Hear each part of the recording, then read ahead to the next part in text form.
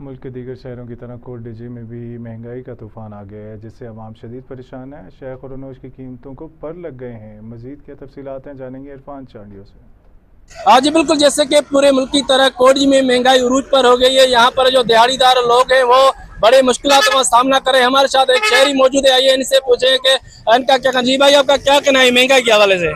دیکھیں، مہنگائی اتنی بڑھ چکی ہے کہ 2 وقت کا جو کھانا ہے وہ بھی کھانے پر مجبور ہو گئے ہیں۔ حکومت کی جانب سے جو دن بہ دن جو پیٹرول ڈیزل ہے ان کی جو قیمتیں ہیں وہ آسمان کو بھی چھونے لگی ہے۔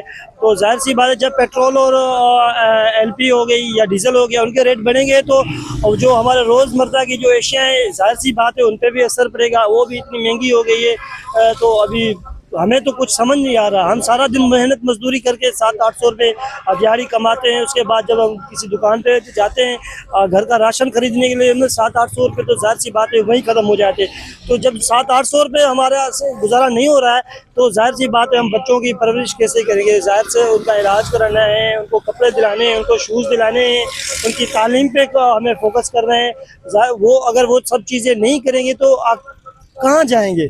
کیونکہ جب آج کل کا جو حساب کتاب نظام آپ دیکھ رہے ہیں کہ بچوں کو تعلیم نہیں دے تو بچے وہ آئس پہ چلے جاتے ہیں، نشے پہ چلے جاتے ہیں، اتنا یہاں کے حالات خراب ہیں۔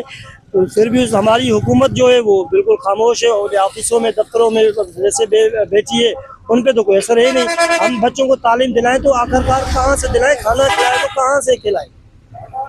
جی بالکل، آپ نے شہریوں کی باتیں سنی کہ ان کا کہنا ہے کہ ہم دیہڑی دار لوگ ہیں، 700-800 روپے دیہڑی کماتے ہیں، ہم اب بچوں کو تعلیم دلائیں یا جو ہے اپنا جو کھانے پینے کا بندوبست کریں۔ جی